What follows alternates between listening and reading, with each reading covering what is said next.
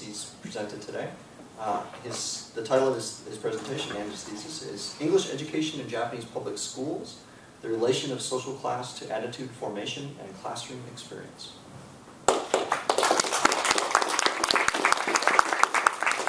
Thank you very much, Professor Carey, Professor Smith, I'm sorry. And thank you very much. You gotta bear with me. There was Professor Smith at KCJS where I studied, and the only distinction that I had was Professor Carey Smith and Professor Henry Smith, and for me, Professor Carey, I apologize. Thank you very much for the koan and the meditation. I felt like I needed that before coming up here. Before I begin, I need to bring up my presentation. That's always important. Here we go. And just very quick to extend my thanks to Professor Yamashita and Professor Yamamoto, who Yamashita being in the East Asian Studies Department and Professor Yamamoto being in the Education Department, both of whom are not here at the moment, which is sort of a blessing to me, so I can be a little less nervous about talking. My name is Tyler Kassendorf-Mantering, and I wrote my thesis on English education in Japanese public schools, focusing on a case study I did on the relation of social class to attitude formation and classroom experience. Now, what's so important about English education? I want to talk a little bit about conceptualization of this project and the beginnings of it. English education in Japan is really important. As some of the Japanese students in the audience may know, since middle school, Japanese students are required to learn English. Right as of 2011, elementary school students are now required to learn English from 5th grade, all the way up and continuing through high school. It's very important. It's on the entrance examinations to get into college and into high school as well. And English education is something that's been in the Japanese school system for decades, and it's become a big part of moving up, both in the world of education and in society as well. Opens up many doors and job opportunities as well. But I wanted to do a case study on this particular topic, specifically the relation between social class and attitude formation and the classroom experience.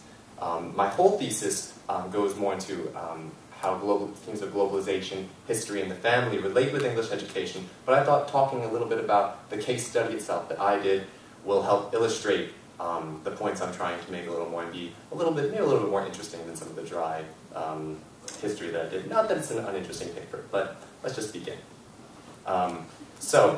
A year and a half ago, I was at the Kyoto Consortium for Japanese Studies, and through that program, I had to do a community involvement project. And what I chose to do for that is volunteer at 2 Japanese middle schools and help teach English. I was there as more or less an ALT, an assistant language teacher, and I helped hand out papers and correct grammar and participate in conversations with the teacher to demonstrate proper English pronunciation. And I really enjoyed that time I had there. But I began to notice that day in and day out that maybe 5 or 6 students every day in both schools would not only not pay attention, but look out the window, put their heads on their desks, fall asleep, and will not stir for the entire 50 minutes. And no matter how often the teacher would come up to them and shake them, they would just stay in place and not try to move. As you can see in this picture, here's 2:30 p.m. on one day that I taught. 2:40, you see that kid in the corner there already gone. And then by 2:45, the one in the front there is already gone. Now, this demonstration aside, I mean, the attitudes, this doesn't necessarily demonstrate any sort of negative attitude towards English education. These are middle school students. We all were middle school students once. But the more powerful images for me come from my experiences where, for example, we handed out a worksheet to all the students and I asked them to identify what they thought of certain activities and whether they were interesting, fun, easy, hard, or boring. And for English conversation, most of the students, I'd say 90% of the students, were boring or hard. Along with that, there was one student, kind of like this guy in the front here, who's kind of staring out the window and put his head down. I went up to her and asked her if everything was all right. She says, "Eigo yaranai," meaning that I don't need English. And when I asked her why, she said, "Nihonjin dakara," because I'm Japanese. At this point, I thought that there might be something more at work here, and that these negative attitudes are not only affecting the classroom environment, there may be other factors behind them. Now, just a little bit about attitude formation. There's 2 specific kinds of factors that I identified are attitude formation: school factors that are listed here, and external factors. In particular, I want to draw your attention to family influence and social class and socioeconomic status. Those are the two that I'll really be focusing in on this case study, and I feel that they are particularly relevant for English education. How I came up to that idea is through a study done by Takehiko Kariya in 2004 about the transition from Japan as a credential society, meritocratic society, to a learning capital society, or learning competency society.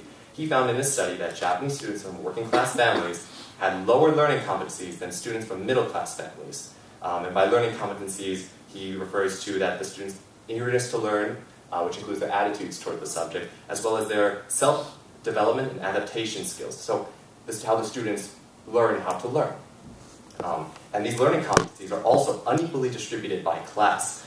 Students from middle-class families that have access to resources such as cram school and tutoring are able to develop these learning competencies more so than their working-class peers, and we see a connection between social class and learning competency here.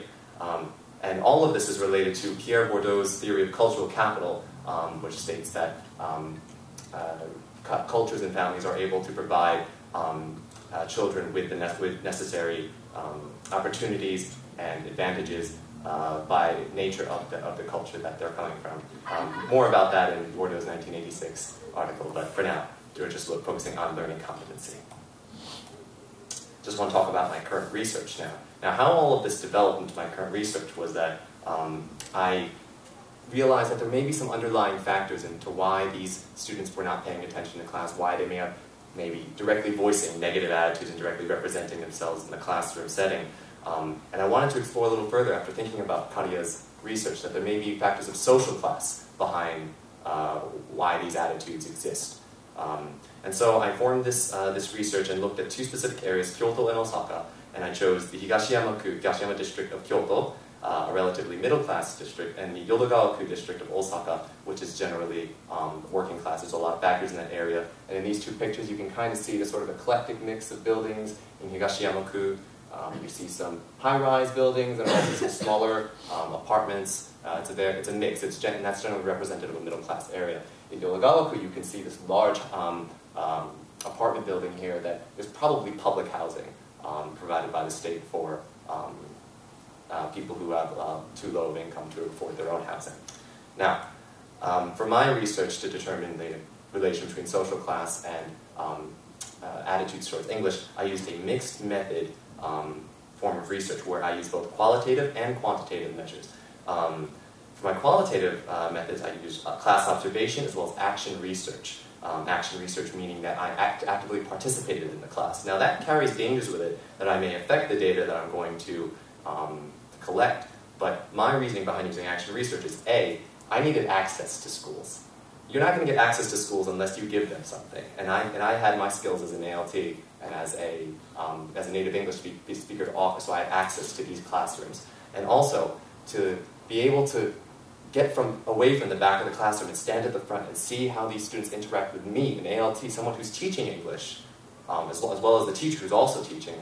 I get a unique perspective on the student's attitude and can also see the processes from their faces, see how their attitudes come out by teaching in the front of the class. I also had interviews with educators and teaching assistants, as well as conversations, informal conversations with students.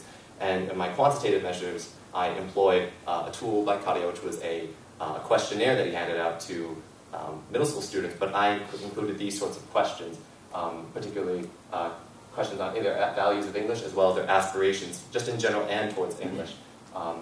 And that's how I shaped it more towards my research on English education.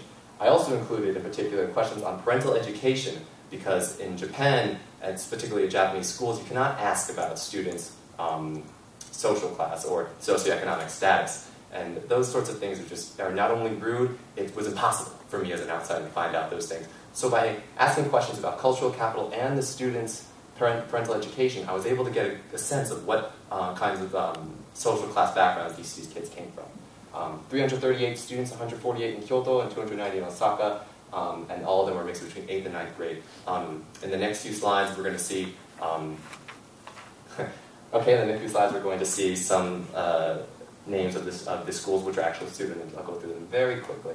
So in here we see cultural capital findings that on a scale from 1 to 4 of how often these students participated in cultural capital activities, they kind of stayed around the middle that they didn't really, sometimes or didn't really participate in cultural capital activities, such as read books in their children clubs and lessons, but they didn't really travel abroad.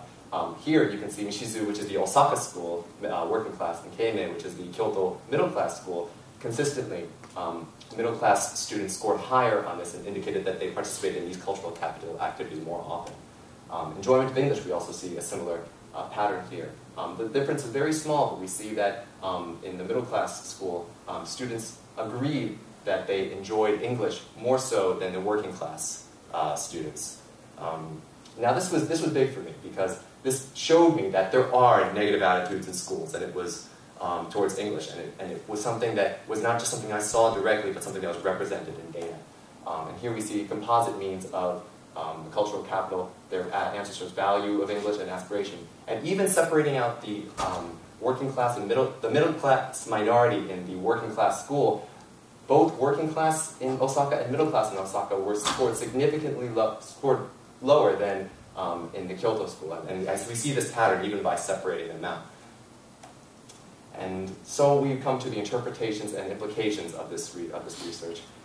Connection between students' social class and the formation of attitude towards English. There seems to be a connection.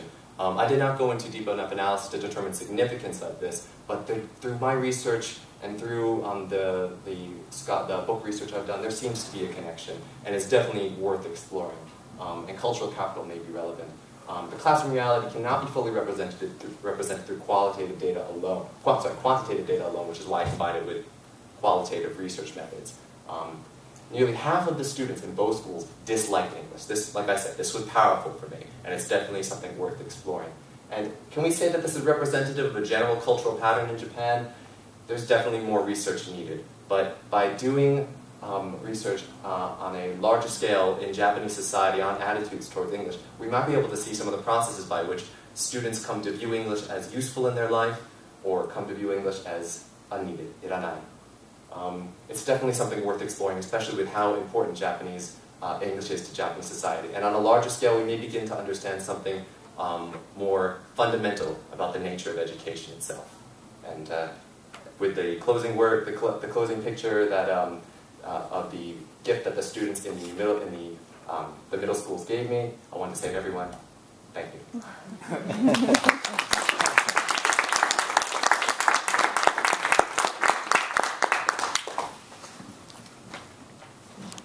Our final speaker